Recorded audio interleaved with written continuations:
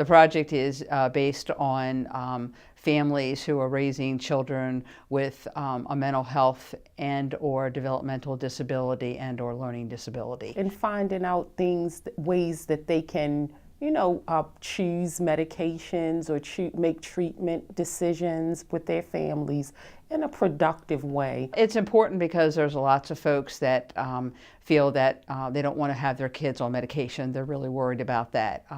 But do you weigh the importance of maybe the child not being as bright affect or gaining weight with the possibility that their behaviors are so out of control that they can't learn in school? Some families feel that if they have the right school placement, then everything else falls into place.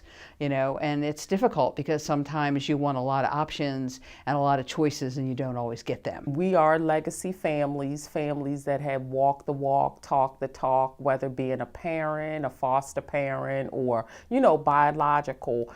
We are just working on that legacy guide to kind of give families some type of guide through this process. And I've been doing family advocacy work now for about 12 to 15 years.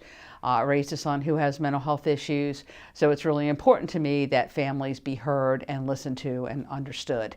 So it was exciting to be asked to be part of that project because that's exactly where their focus was going to be, was on the family. When you think about community and bringing families in and bringing community in, trust is a real factor, and a lot of times they don't participate. Family or community, I think, don't participate fully because they don't know what they're walking into. So me being able to trust folks that I had been working with for some years, and just the background and history and the level of respect that they have for me, I was really honored when they asked me to be a part of it. It impacted in the fact that I could go back to them and say, hey, there's people out there that really want to hear your voice. And we were trying to put focus groups together. We were trying to get people to come and tell their stories so that they could develop themes and ways to set up their survey.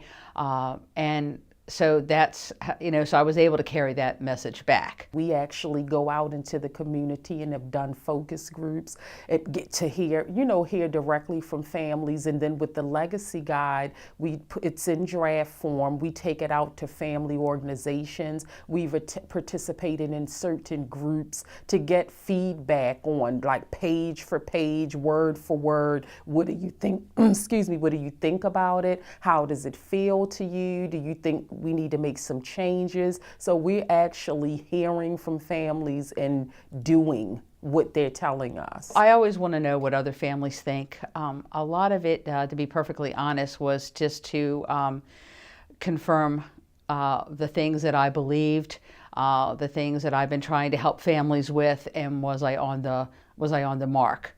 Because I do a lot of advocacy work, I do a lot of support work, and I want to make sure that, that what I feel isn't just driving what's out there, that, I listen to what everybody says and think about what can be done differently and how that I can be more helpful. I think it will help because families are at the table making decisions. Who knows what's better or what you feel like works for your family better than you do. So it would have to work for someone if we're going out and reaching out and putting what families are telling us that they need on paper and then in projects. It has to work.